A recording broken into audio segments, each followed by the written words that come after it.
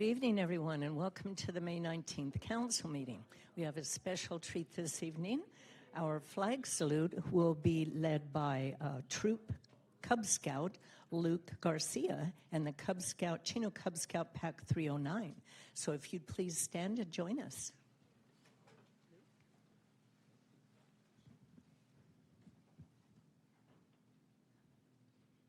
Thank you for coming, and please stand if you can. I pledge allegiance to the flag of the United States of America and to the republic which stands one nation under God, indivisible, liberty and justice for all. Let's give them a hand. Have a good evening. Thank you all for being here this evening. That's always such a special treat. Next, we have a proclamation for National Public Works Week 2026. It's my honor this evening to proclaim this week as National Public Works Week in the city of Chino. I'd like to call up Keith Martinez, Public Works Services Manager, and any other Public Works employees that are here tonight.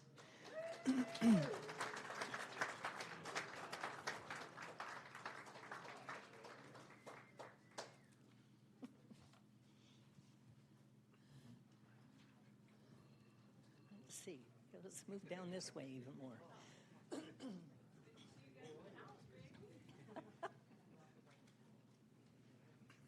And the proclamation reads, whereas public works professionals focus on infrastructure, facilities, and services that are of vital importance to sustainability and resilient communities and to public health, high quality of life, and well-being of the people of Chino. These facilities and services could not be provided without the dedicated efforts of public works professionals who are engineers, managers, and employees at all levels of government who are responsible for rebuilding, improving, and protecting our city and the nation's transportation, water supply, water treatment, and solid waste systems, public buildings, and other structures and facilities essential for the community. It is in the public interest for citizens, civic leaders, and children of the city of Chino to gain knowledge of and maintain an ongoing interest and understanding of the importance of public works and public works programs in their respective communities. The year 2026 marks the 66th Annual National Public Works Week, sponsored by the American Public Works Association.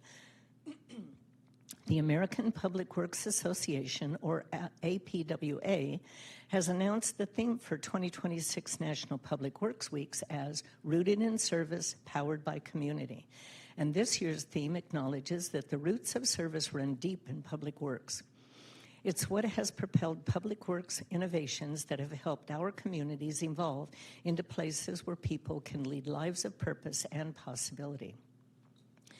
And whereas some work, like building roads and bridges, is highly visible, while other public works contributions, like maintaining fleet of city vehicles, water and sewer systems, and sometimes hidden from view, are sometimes hidden from view.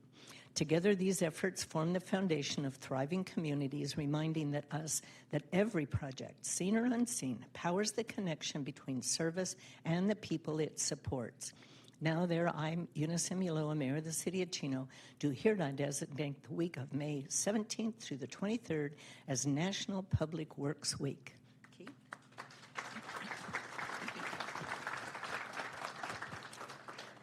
Good evening, Mayor, council members, residents, and staff here tonight. Thank you, Mayor. On behalf of Public Works Department, I would like to sincerely thank the City Council for recognizing National Public Works Week and for your continued support of the work our staff performs every day. Public Works is often described as a foundation of a community because many of the services we provide happen behind the scenes but impact residents every single day.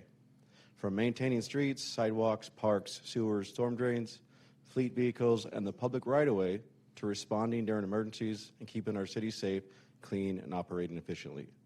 The recognition truly belongs to our dedicated Public Works employees who work tirelessly, often early mornings, late nights, weekends, and during difficult conditions to serve our community with professionalism and pride, just as our mission statement eloquently states here on this wall. There is a reason why there is city staff with 20, 30, 40 plus years of service. This city is a home away from home, and in my opinion, a great place to work. I want to personally thank our staff for their commitment, teamwork, and the care they show toward our city each day. In closing, I would also like to thank our residents for their continued support, patience, and partnership.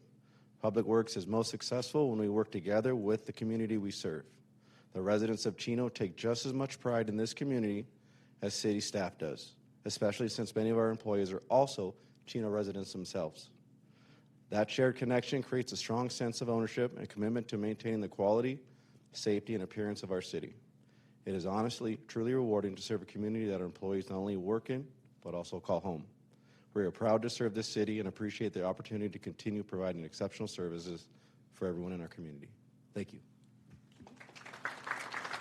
Would you like to introduce the people that are here? We do have some staff here tonight, so I will pass the mic on. I'll start with Joe Ayala.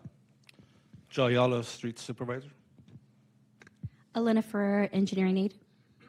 Albert Espinoza, Deputy Director, City Engineer. Jesus Plasencia, Assistant City Engineer. Mario Estrada, Associate Engineer. Eduardo Diaz, Associate Engineer. Stephen Galindo, Management Analyst. Michelle Chapman, CIP Engineering Manager. Jorge Alvarado, Associate Engineer, Land Development. Ben Orozco, Public Works, Deputy Director of Public Works Services. Dennis Rawls, City Traffic Engineer. Sylvia Ramos, Contracts Administrator. G-Chan, Associate Engineer. Regino de Avila, Associate Engineer, Traffic. Brian Aleman, Associate Engineer. Michelle Henderson, Senior Engineer. These people keep our community going and flowing. So even if you don't see their work, you experience it every single day. So while they might not be visible right in front of you, they're very, very important to our community. Let's give them a big hand.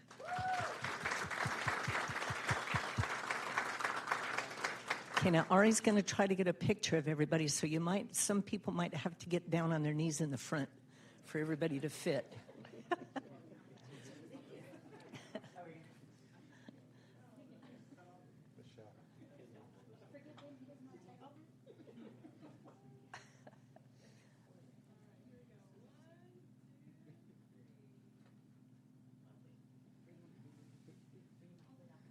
Thank you again for coming this evening. Thank you, Mary.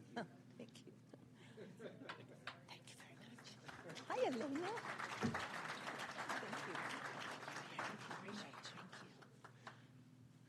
you. Now for a very special presentation. This is the recognition of the 2026 Hall of Fame Award recipients.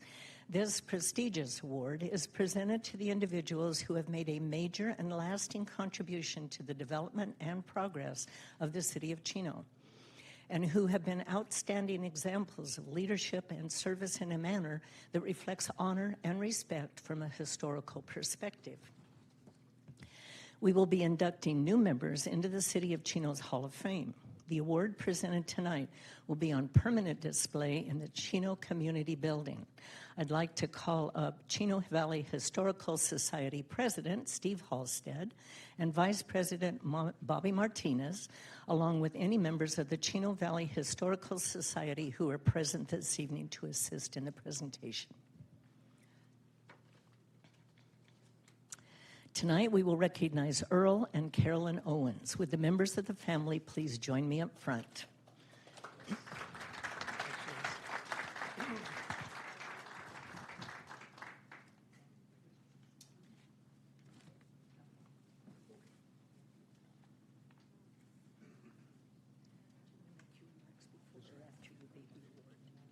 I'm going to read half.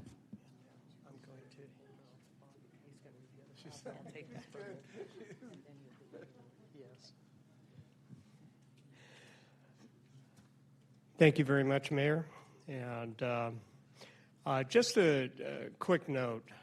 As we were going over a number of people that are well-deserving of this, The Historical Society, we were going over all the records, and this is kind of unprecedented. This year, we are inducting 2 as a power couple for the city of Chino. And at this point, Carolyn Owens and Earl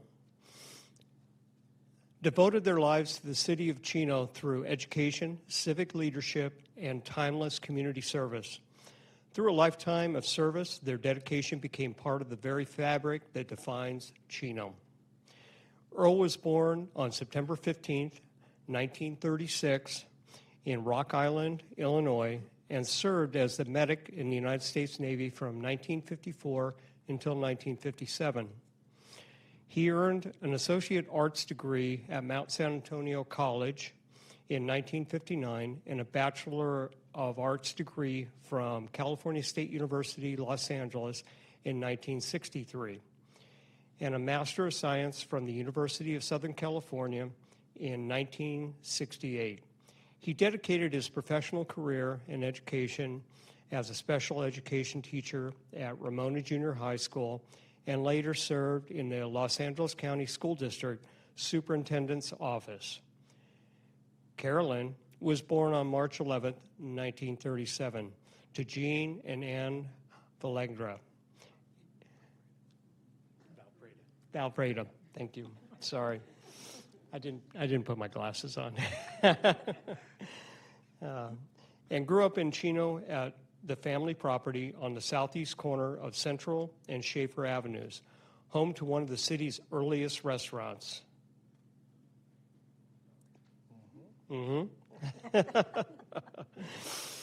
Cafe. She graduated from Chino High School in 1955 and Mount San Antonio College in 1957. Carolyn later earned a Bachelor of Science degree from Cal Poly Pomona in 1973, where she conducted an important research on the historical Yorba slaughter adobe and interviewed descendants of the family who donated the property to the San Bernardino County. In 1962, the couple purchasing their first home in Chino established deep roots in the community they would serve for decades. Both of them were deeply committed to community involvement. Caroline served as the Parent-Teacher Association, PTA, president at Newman Elementary School in the late 1960s and early 1970s, and organized the first volunteer group providing tours and educational programs for the school children of the Yorba slaughter adobe before a formal museum program existed. Yeah, I happened to be on those tours. I'm going to complete the rest. She served 22 years on the Chino Parks and Recreation Commission, helped guide the development and opening of numerous city parks, including Ruben S. Ayala Park. She was an active member of the Chino Valley Historical Society and Seroptimus International while supporting programs benefiting women and community service initiatives. She served as chairwoman of the Chino Centennial Committee in 1987. Carolyn was also named Woman of the Year for California's Senatorial District in 1987 and declared Chino's Citizen of the Year in 1988. In recognition of her enduring contributions, Centennial Square was renamed Carolyn Owens Centennial Square in 2007, and the Carolyn Owens Community Center was dedicated in her memory in 2008. Earl devoted countless hours to community service. He volunteered with Chino National Little League and helped transform Heritage Park into the league's home by clearing brush and helping create ball fields for local youth. He was a member of the Chino Valley Historical Society, Chino Chamber of Commerce, Chino Valley YMCA, and a lifetime member of the Chino Rotary Club. Earl embodied Rotary's guiding principle of service above self. He served on the Chino Community Center Corporation from 1979 to 2008. He chaired numerous Sweetheart Ball fundraisers. During his tenure, the former GTE telephone building was transformed into the 7th Street Theater, strengthening the city's cultural arts programs. Continuing his commitment to education, he served on the Chino Unified School District Board of Education from 1989 to 1983 and chaired the DARE Anti-Drug Education Program fundraiser in 1989. In recognition of Earl's lasting contributions to the community and the arts, The 2009 Chino Community Festival of the Arts was dedicated in his memory. Together, they contributed significantly through their lifelong dedication to education, civic leadership, cultural and historic preservation, and community service. Carolyn died February 22nd, 2007. Earl died October 13th, 2008. And that is a mouthful for two individuals. I tell you, your family is well known in the community. I know the mayor is very familiar with them, and I'm sure council and staff are too, but you guys should be proud of them, what they've done. And as we're all adults now, we're older, as kids. I think Phil and I go way back to Little League days, and we were talking about it, but, mom and dad, they have to do this. Mom and dad have to do that. But now we realize as adults what was going on. But I want you to introduce your family, Phil. Yep, and sure. say a few things, please. Hi, I'm Phil Owens. I'm the son, and this is my uncle. This is Carolyn's brother. Favorite brother. Only brother. And Cody's the grandchild of Karen, my sister, and my cousins are at the end, Joanne and Gracie. So we thank you, and I just have a couple words because you wonder why mom and dad weren't at home, and I guess after hearing all that, I know where they were at, right? They're staying out of trouble. But it's quite humbling to come back in and to have my third baseman back at Don Lugo, talk about my parents because they were just mom and dad, right? But a couple words that I wanted to say, and this is very special because mom and your mayor had a very, very special relationship, and I think they still do. And so for our family, we wanted to say thank you, City Council. We wanted to say thank you, Historical Society. Miss Mayor, we wanted to say thank you for this honor. It's very humbling to stand up in front of individuals after you leave and had a time to enjoy the Chino Rancho ride way back when, and to go to the Chino Fair and bid on cows and steers. And it's just humbling. So we're honored to be here. As a family, I was chosen to speak. But on behalf of our parents, our family, Earl and Carolyn Owens, we wanted to say thank you. This is quite humbling. In 1962, mom and dad bought their first house in Chino. They never left. They stayed here. They dug in. They said, okay, we're going to spend the rest of our lives raising Karen and I. She's carrying on the legacy. She retired as a 33-year Chino Unified School District teacher, shaping the lives of 1,000 people. So she's carrying on that. I left, but it's great coming back and knowing that your parents made an impact. For the next 45 years, they lived by Rotary's motto, service before self. And I think, although they've been gone since 2007 and 2009, or 2008, excuse me, I know they're looking down from heaven. They're smiling. Huge smile and a humble thank you. Mom and Dad believe the community is only as strong as the people who show up for it. And Chino showed up again for us tonight, and we thank you. It's quite honoring. We thank you for remembering them, and we thank you for seeing the buildings that might exist and know that they made a difference. And we're proud to be part of Chino's great history. All right. Yep. Well, I have very, very fond memories, and I miss your mom. When it was the centennial, Carolyn went to a seamstress and had all of these costumes made that were period appropriate. So she looked like a Southern belle out of, the early 1900s, 1800s. I mean, it was quite something. And then the balls that were held, the sweetheart balls, everybody had to get dressed up. Karen, you remember. But Carolyn was a force to contend with. She could organize volunteers like you can't believe. She always liked to work for Fred Aguirre and helping him in all of his various, political aspirations. And she would get Fred's aunts, and she called them Annie's aunts, and they would make homemade cookies for all of the volunteers. But she could rally people and get groups together to work like you cannot believe. We used to go out to dinner periodically and have our girls' night. So I miss that. I miss your mom. But Earl and Carolyn were quite a force in Chino, and they're missed. They are very missed. So this acknowledgement is very, very well earned. And I want to thank you all for being here this evening. Let's give them another hand.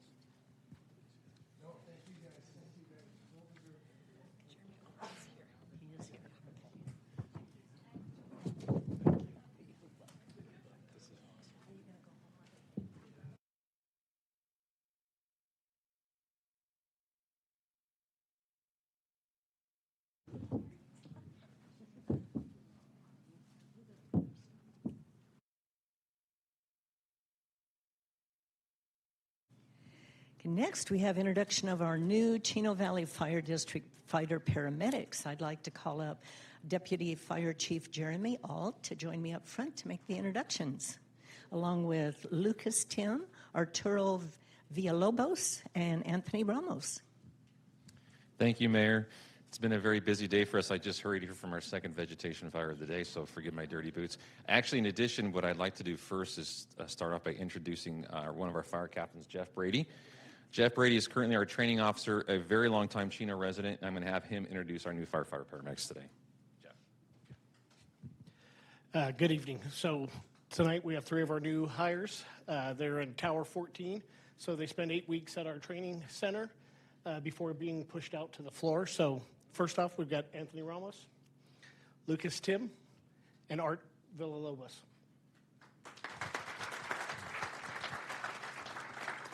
Thank you, Captain Brady. So they're all firefighter paramedics. As he mentioned, they're completing what we call our mini academy. So in about a week and a half, they'll be out in the streets working on one of our paramedic fire engines, serving the community. So thank you so much for this opportunity to bring them before the public. Hopefully the public doesn't get a chance to see them. But if they do, we just want you to know that we have the best and brightest here to serve our community. So thank you so much. Well, gentlemen, welcome to this area. I think you're going to find it very, very rewarding to work with Chino's Police Department. There's a very unusual, very tight relationship between fire and PD, which every community doesn't enjoy, but we do here. So welcome to the family. You're welcome. Wait, we got to get a picture. She always has to have her picture.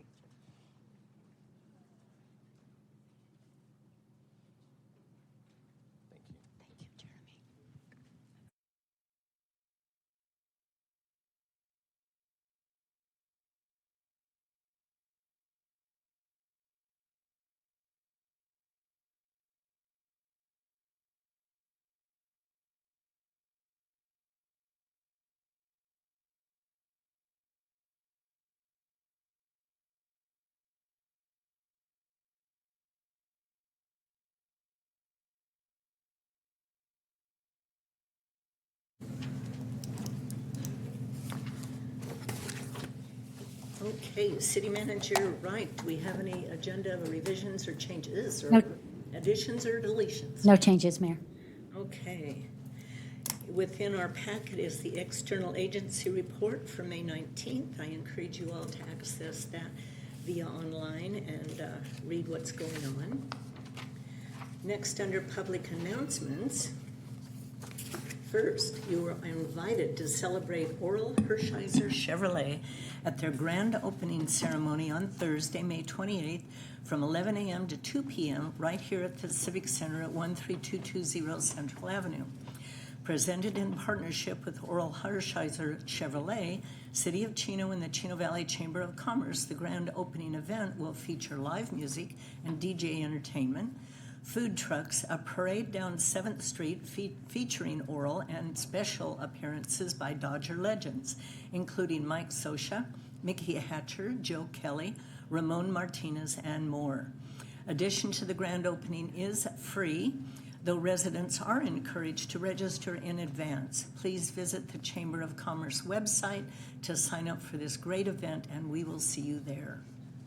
Next, I invite you to join us for Chino in Action, reaching new heights on Saturday, June 6th from 10 a.m. to 2 p.m. at Stuvey Family Park, located at 16050 East Preserve Loop.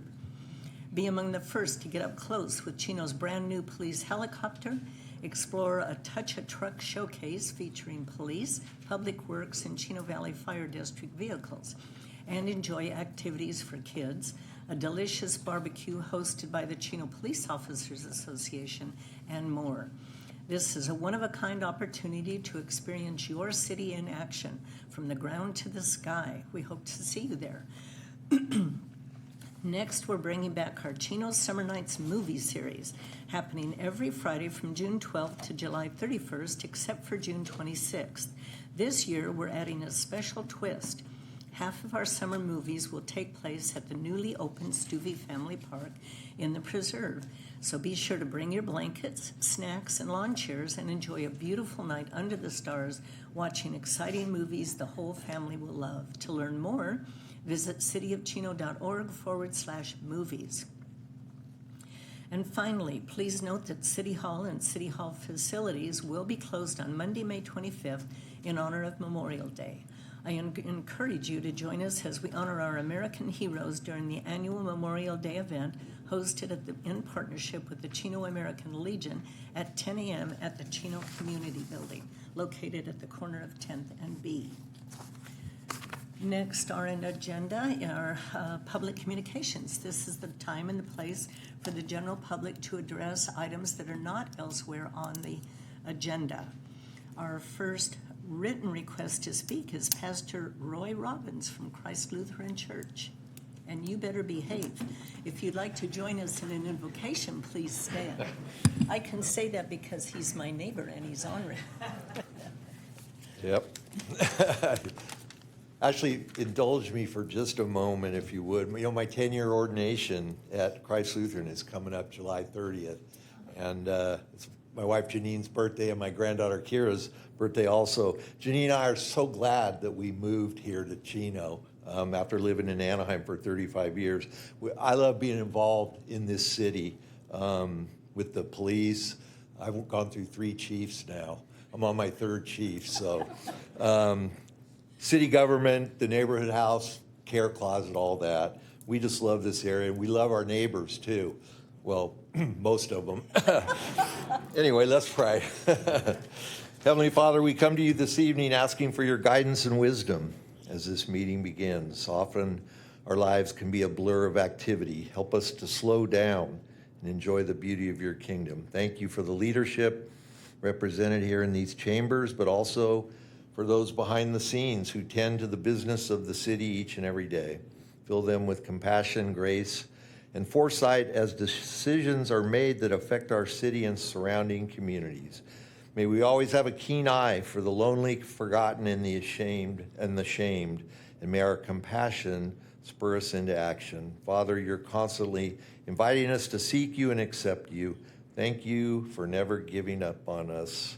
Lord, it's in your presence that we find joy. Thank you for your grace, which sustains us in Jesus' name. Amen. Amen. Thank you, Pastor. Wasn't too bad. No, you're good. If you really want to get to them, call them a Kansas City Chiefs fan.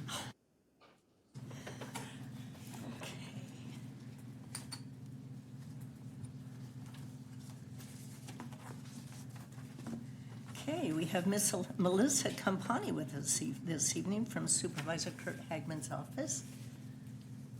Well, good evening, Mayor, Council, staff, and of course, community members. My name is Melissa Campani, and I'm here representing your County Supervisor, Kurt Hagman. Have you noticed? It's about that time of year. School's drawing to a close, and what does that mean, even though it's May? It means it's summer. We're getting ready for that. And to kick off your summer, it would be great if you could swing on by Supervisor Kurt Hagman's annual open house. This is our last call for the event, as it is tomorrow, Wednesday, May the 20th, from 5 to 7 p.m. The event is going to be held at his district office in Chino Hills. The address is 14010 City Center Drive, the street in front of the office, actually. We're closing that street so that we can host 20 county partners and services that people might be interested in. Maybe you've wanted to talk to a county department and just didn't know how to go about it, but we can get you set up. You can meet Supervisor Hagman, meet people from many of the departments that you may need. And I would also like to say, please bring your whole family. We'd love to see little kids running around having a good time. We have food. It will be provided by the Chino Valley Professional Firefighters and Chino Police Officers Association, and also some snacks provided by the Chino Hills Cops. If you can, please pre-register. It's an Eventbrite address, so it's supervisorhagman.eventbrite.com, or you can call the office at 909-465-5265 for any additional information. Remember, that is tomorrow. So get those reservations in. It's going to be very crowded, but we're looking forward to seeing a lot of friendly faces, new faces, as a matter of fact, too. And then that brings us to our shredding event. It's going to be such a busy day here in Chino on June the 6th. We know it is, but my work partner Suzette and I, we are ready. We are ready to go and help you get rid of those materials that you don't want to hang on to anymore. The date for the shredding event, which is free, by the way, is Saturday, June the 6th from 9 a.m. to 12 noon, or until the trucks reach capacity. This event is free for San Bernardino County residents only and is held in partnership with the City of Chino. Please limit your shredding materials to 3 standard-sized filing boxes of documents per vehicle, no batteries, CDs, binders, DVDs, plastics, x-rays, etc. And the trucks are going to just shred those materials right in front of you. Whoosh, and they're gone. You don't have to worry about that information getting into the wrong hands. We do have on the website for Supervisor Hagman or on flyers, we have a map of how we're going to be entering, and then we'll get the materials out of the car for you and right into those big trucks. So if you have any questions, please give us a call. Thank you so much. I wish I had the enthusiasm for shredding papers that Melissa Very- has. It's tons and tons of paper. I once thought we wouldn't have as many shredding papers and materials because we just don't have as many papers. But guess what? Those papers are still out there. We're going to get them all. To get them. She's determined. Those are the only written requests that I have to speak during public communication. Is there anyone else in the audience that would like to address the council on an item that's not on the agenda? Now, we have a tradition to call on students if they're required to be here for a class, and I'm not sure. Do we have any students this evening? Okay, no. Then we will move on to our consent calendar. We do have a request to speak on item number 10.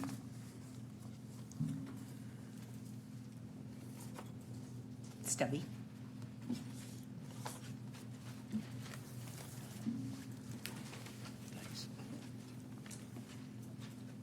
Good evening, short council. I forgot Unusual to see announce. only Yes, 3 of we are short 2 council members. Yeah. Councilman Burton and Councilman Lucio. They are at the International Shopping Center Convention in Las Vegas. you. Hopefully successfully. I hope so too. Nevertheless, item 10 is the staff is asking you to approve a project that we did at San Bernardino County Airport. We patched, repaved, and slurried and restriped a parking lot. So as I have brought to council and staff, 73 dozen times, restriping of parking lots under California law and under federal law is required to provide accessible parking. We did not do so. Now, I'm sure staff is going to say, hey, it's not our property, we don't own it, it's owned by the county, and we did what we were told to do. But nevertheless, I want to read to you, and I have done this in the past, a section of the California Government Code. This act was passed in 1968, before this building was even built. And it is the access to public facilities by Persons with Physical Disabilities Act, but no one uses that name. We just refer to it as Government Code 4450. The first paragraph reads as follows. It is the purpose of this chapter to ensure that all buildings, structures, sidewalks, curbs, and related facilities constructed in the state by the use of state, county, or municipal funds, or the funds of any other political subdivision, shall be accessible to and usable by persons with disabilities. It goes on to address the state architect creating the standards, and that the standards have to comply with the federal standards. The federal standards at that time were the UFIS, which is the precursor to the ADA standards we have in place today.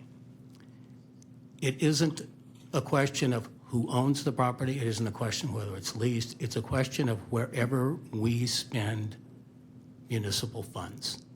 So whatever we spend municipal funds, we are required by federal and by state law to provide the required minimum accessibility features, and we did not do so here. So I just want to be on record for that once again, and hopefully someday in the future we will start doing these projects in compliance with the law and stop discriminating against the disabled community, because that's what it boils down to. The ADA is actually a civil rights law. Thank you for your time. Thank you, Stubby. Linda, is this parking lot that we fixed not accessible to people? I don't know if Albert or Michelle. So if you recall, this was a project where we put the median in on Kimball Avenue, and it limited access to the airport. So the county came to us and asked us if we would repair that or open the opening, and then maybe they can address the parking lot. Well, I think it was worse than that, Linda. They were just driving over a median. Well, there, so. So If we you remember that, partnered with Mary, the there was- county yeah, to make those improvements. Good evening. Michelle Chapman, CIP Engineering Manager. So for this project, this is entirely on private property as far as the county's airport. As far as building code jurisdiction, we would default to our city building department. However, when we addressed this with the county, they said that because of our agreement, it's actually administered and overseen by the county's building department. And for them, that was not a requirement to add additional ADA stalls. And if I may add, on March 31st, 2026, staff did meet along with the San Bernardino County representative, and they did the walk side of the project, and they also approved it. So again, as Michelle mentioned, these were items brought up. Again, this project was something that was brought to our attention by Kurt Hagman as a partnership with the airport. They were trying to do this work for this slurry work on site. They weren't able to procure any sort of contractors to do this work. They asked of us to assist them with this project. As Michelle mentioned, we did meet with county representatives, and they approved this project as is. One key note, these are using ARPA funds, which is the American with Rescue Plan Act funding, which does expire December 31st, 2026. So there was a timeline where we were asked to see if we can do this a lot quicker so we can finalize the project. It seems strange that a project that supposedly is legally required to do certain things, then for some reason the county said they don't want to do it or they couldn't do it. So the enforcing would be under building department, and they deferred that their agreement is with the county, our agreement with them as the authority to oversee building permits is the county in this particular case. So the county paid for this project? Correct. Totally? Correct. And directed how it be done? Correct. Interesting. And Mayor, we can certainly go back to the county and talk with their building team and say that we believe there should be accessible parking spaces in here and encourage them to make those changes. And I know that's airport land leased by Threshold Aviation, is that correct? So we did bring that to their attention. That is something that we did early on, and we said any restriping of this, because we understand the process and the policy, would require additional ADA stalls or addressing of ADA stalls when you restripe a parking lot. So we brought that to their attention. They said because their agreement is not overseen by the city, therefore that property is not overseen by our building department to enforce.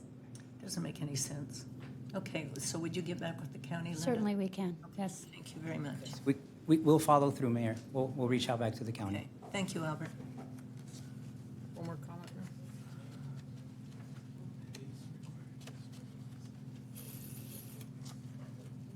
Thank you. I just want a short chance to rebut. The building official has no authority over accessibility on publicly owned facilities. The county should know that. You should know that. I've brought it up before. It's part of the government code, and it is specifically in the building code in section 1.9 states that responsibility for accessibility in any public, where any public funds are spent, is with the city council. So you guys have that responsibility. That's number one. And number two, just to reinforce, staff is saying it's private property. It's not. It's public property. And it wouldn't matter if it was private property. If we spend municipal funds, even on private property, it has to comply with the law. We'll get to the bottom of it, Stubby. Thank you. We will get to the bottom of it. Thank you. Thank you very much. Do council members want to have any other items pulled or any items pulled? No, thank you, Mayor. Okay, then I would entertain a motion in a second. I'll make the motion, Mayor. I'll second. Motion from Councilmember Comstock, second from Councilmember Flores. Please vote. And the consent calendar passes 3 yes with 2 absent. Under public hearings, we have a Community Development Block Grant Fiscal Year 26-27 Action Plan. I'm going to declare the public hearing open, and our staff report this evening will be provided by our Senior Management Analyst, Tracy Rosetta Smith, and our Deputy Director of Development Services, Christopher Corbin.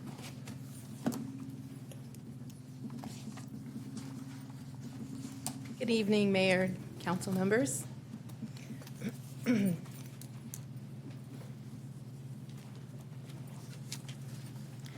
Tonight, staff presents the 26-27 one-year CDBG action plan, which identifies the recommended usage of HUD funds in the amount of $570,458. Exhibit 1 displays the funding recommendations broken down by categories. This year, there were 7 public service applicants recommended for funding.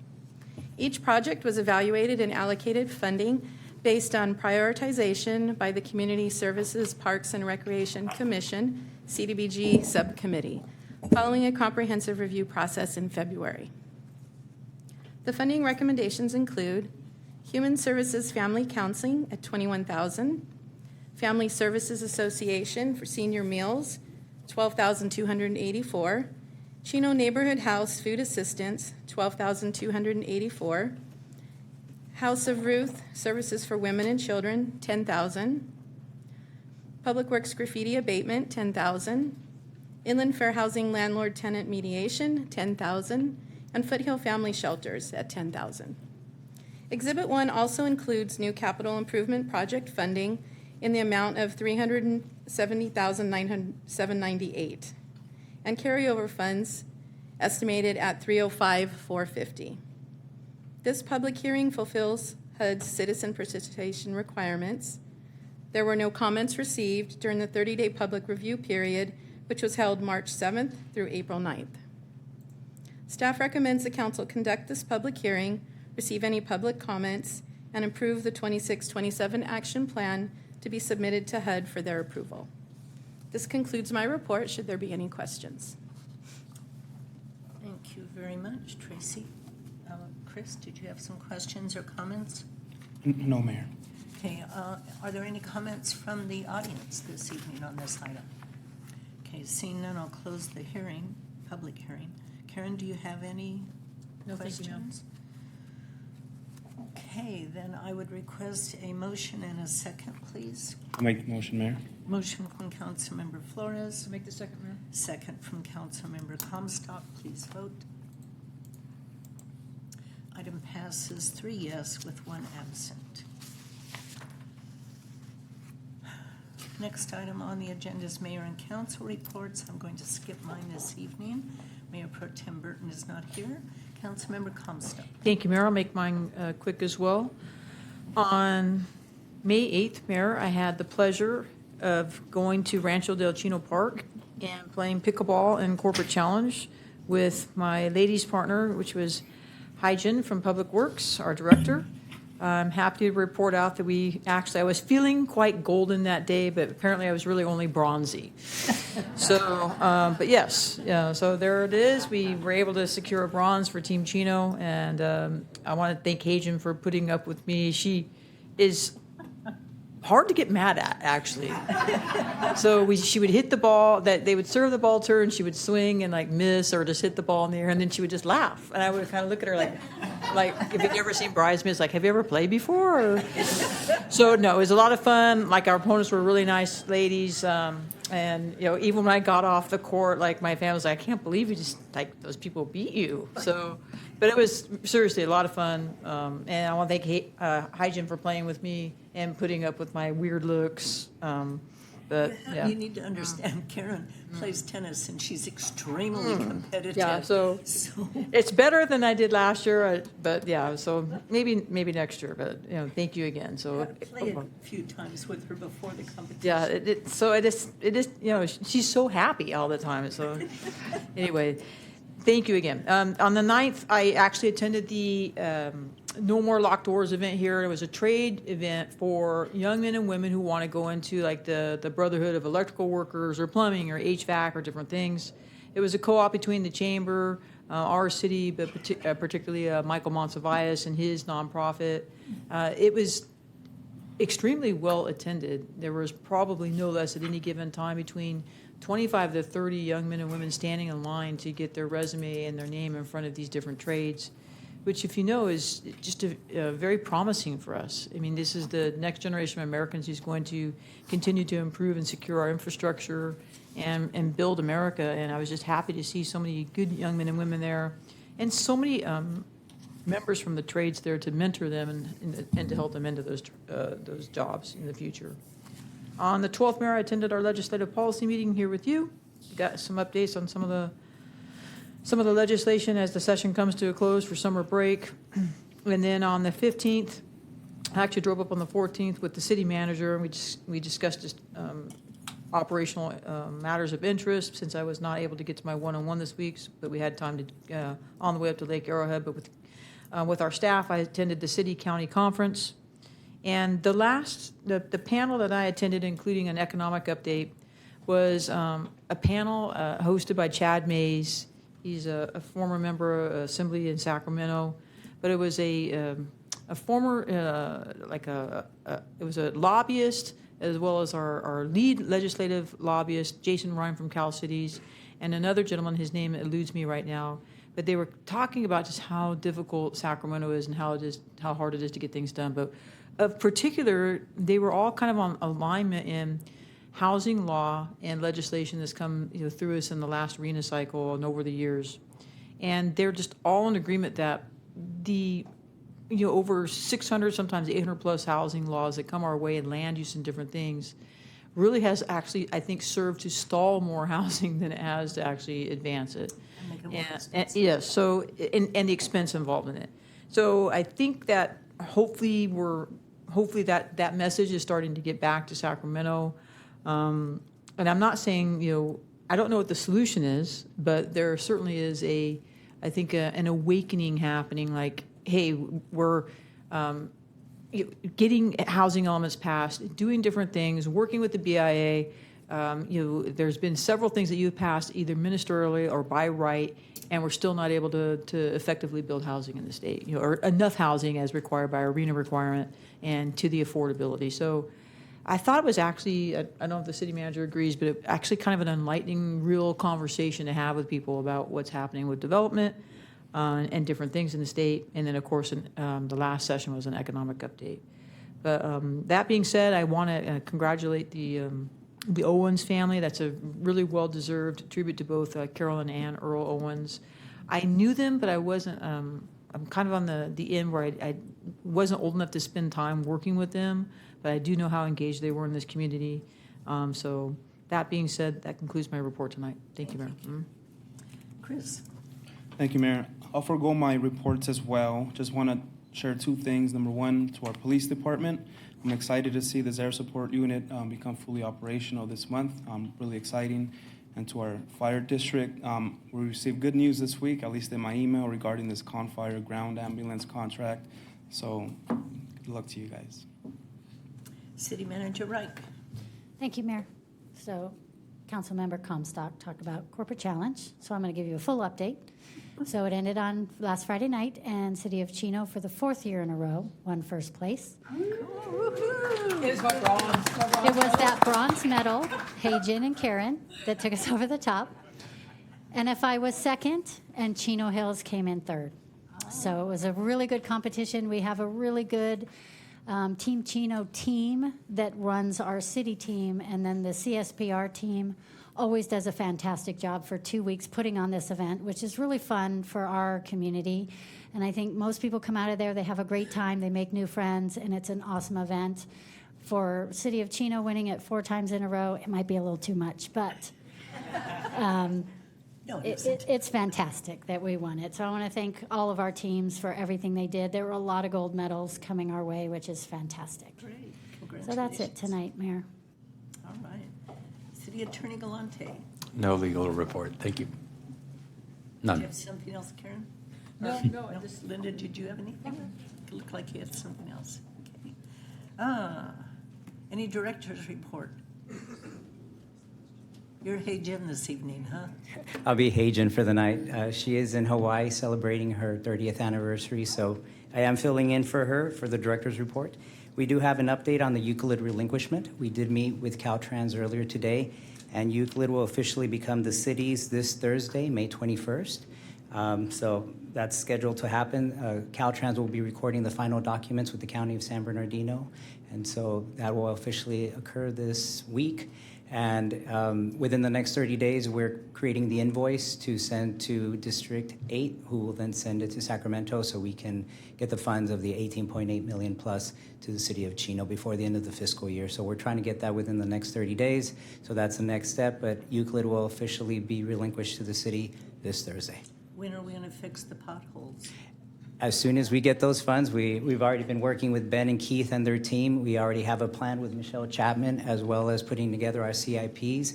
So we do have a game plan once we get those funds to invest, to do some upgrades, ADA, potholes, pavement projects, traffic signal upgrades. And with these funds, we've already been in coordination with City of Ontario. Dennis has been doing a great job of meeting with their traffic engineers. Next time any grant opportunities come up, City of Ontario and City of Chino can partner for the whole Euclid corridor if SBCTA puts out any grant opportunities, or the state. So we would use some of those funds also for matching for grant opportunities. So we're excited having that local control.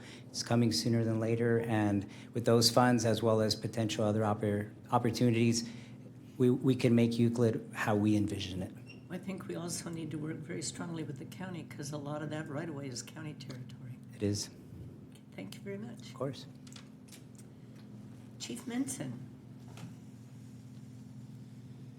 Thank you, Mayor. So Councilman Flores said it, so I'm very excited to announce that yesterday we took delivery of our police Bell 505 helicopter. So long time in the works. A lot of people have been involved in this.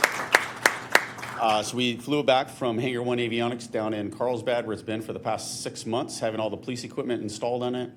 And this week they're going to be doing some intermittent testing with it, some patrol flights, kind of getting the bugs worked out of it, and then fully operational come next week. The scheduled flights for starting for now is going to be Wednesday through Saturday. Kind of a 9 a.m. to 7 p.m. on Wednesdays and Thursdays, and then a 11 a.m. to 9 p.m. on Fridays and Saturdays. The schedule is going to fluctuate depending on the most amount of calls for service that we're getting. So we're continuing to evaluate our calls and then adjust our patrol time for that team. And it's staffed. We have 2 part-time pilots and then 1 full-time police officer that's assigned to it. And so we moved a patrol officer from patrol, and reassign them to our aviation unit. So we're extremely excited about this. You talked about the June 6th event down at Stuvey Park. That'll be the first opportunity for the community to come out and see it up and close and get hands-on to take a look at it. But this is going to be a significant movement to enhance public safety in our community. And just seeing, you know, I'm a stats person, so you get our crime stats every month and seeing what's taking place. And it's a consistent theme of people coming in from outside of the community, coming into Chino to victimize our community. And so obviously we've been very successful with our real-time crime center, our cameras and everything else, and this is gonna help us just to take it to the next level and provide a significant amount of safety for our officers and the community. And obviously, and then a crime deterrent for people coming into the city. And I talk about these hours, 9 to 7. That's prime time when a lot of your residential burglaries are taking place. And so people go away to work, they come home at evening time, and they find that their house, and that's probably one of the most, when it comes to a property crime, one of the most, like, you're violated. Somebody's been into your bedroom and just ransacked your house. And so having that helicopter up in the air during those hours, we're confident we're gonna see a decrease in our residential burglaries, along with a bunch of other crimes. So very exciting times for us. Do we have agreements with surrounding communities in case they need our helicopter? Like now we call on San Bernardino County and stuff? Yeah, so we've been using, San Bernardino County is our first mutual aid agreement. That's who we count on. Ontario, just because they have several helicopters, they have a very robust aviation program that, yeah, and in the event, obviously, if it's a safety issue, an officer safety issue, we will respond to help other communities as well. They will in return. Now with Ontario, will be more of a mutual aid where we have something to provide to them if they need our help, and vice versa. Because we're having one helicopter, the hours that they're not flying the entire 10 hours of their shift. And so if they're down or if it's on a day that they're not deployed, they will immediately come into our city to help. So it's a big mutual aid agreement. And then obviously we talked about in the past the challenges with the prison and having this where if we were to have, God forbid, something happen in the middle of the night, like we had the escape, and it's 3 o'clock in the morning, all the helicopters are grounded. This is our helicopter. We will call our own team in from home and launch the helicopter. What about some kind of aid for Chino Hills? Have they reached out to us at all? No, I mean, they're covered by the county, and if it's a critical event, like an officer safety type issue, and they're requesting, then yeah, then we would respond. The system is designed where they actually, the tactical flight officer, he hears our primary channel, but in the background, he hears all the other surrounding agencies and hears. So if there's a critical thing, an event that's happening, and maybe they're coming to our city or whatnot, need mutual aid, then we can assist. Ontario has been huge in helping us and train our tactical flight officer, along with the Pomona Police Department, along with the Sheriff's Department. So I got to fly in it yesterday. I got to fly in the front seat to actually see it. It's not an easy job. Being a tactical flight officer, but he's gone through a lot of training with some of our allied agencies to be ready for come next week to be operational. So great, very good. And by the way, congratulations on your daughter's graduation. Thank you. Yes, welcome back home. Very proud of her. They're actually in Flagstaff on their way home right as we speak right now. So yeah, thank you. Great. You're welcome. A question. Yes, Chief. What is the call sign of the airship? Air 5. Okay. And so the 5 number goes back in time, back when, and as, I mean, you know, obviously this 5 Chino 1? Yeah, it's a 5 always distinguished. Chino, Ontario was 1 back when we shared, before my time, we shared 1 radio frequency. So it was 5 Paul and then whatever the call sign was. So a little bit from historical of using a call sign from using the 5 number from the history before. So Air 5? Air 5. Who's our TFO? So it's Officer Brown, Stephen Brown. So he's a tactical flight officer, but he actually has his private airline license, his aviation license. Okay. So he flies fixed wing on his own time. What a compliment, be the first person selected for that assignment. It is. And then we have 2 alternates, because obviously vacation or whatever else, we have 2 alternates that they will fill in if he's out. And the alternates are? Sorry, Chief. Tyler Scott and then Ryan and Corporal Ryan Nguyen. Oh, okay. Yeah, really good guys, and they've been good. Our hangar. We got the hangar down at the Chino Airport, so they've already been down and developing relationships with them down there, along with the tower staff. So yeah, looking forward to it. Congratulations. Thank you. Very exciting. Deputy Chief Alt. Thank you very much, Mayor. Good evening again. Just a brief update. Yes, Councilman Flores, thank you for acknowledging the ambulance program. We're going to have some great messaging moving forward on what the next steps are, so look forward to that soon. I do want to take a moment just to highlight, we had a unique opportunity this past Friday. Our urban search and rescue team actually hosted a drill for what are called HERT teams, H-E-R-T. So within the county, we have hospital emergency response teams that are available, and they're composed of trauma surgeons, emergency room physicians, and staff that come alongside them. So in the event, what we're doing is making our preparations for the Olympics and for the World Cup, and to be more robust in our response for urban search and rescue and disasters. So in the event, like our scenario was a parking structure collapse, where we had victims in our scenario that couldn't be extracted because of concrete on parts of their bodies, if you will. So we were able to bring out these physicians, these trauma surgeons, into our training prop at our training center down on Schaefer, and they were able to work alongside our urban search and rescue firefighters to get into that urban search and rescue prop and perform medical procedures on different dummies that we had in there. So it was a really great opportunity to work with our county partners. There's one team from Arrowhead and one team from Loma Linda, and this is the last time they did this drill was probably 10 years ago. So a really great opportunity to showcase what we have in the city of Chino and to bring those folks out and to help sharpen their skills, build a relationship with our firefighters, and ultimately prepare and better serve the community. That concludes my report for this evening. I'm happy to answer any questions. Thank you very much, Jeremy. Any questions? All right, with that, we will adjourn to our next regular meeting, which will be held on Tuesday, June 2nd at 6 o'clock, with closed session starting no earlier than 4 if necessary. We are adjourned.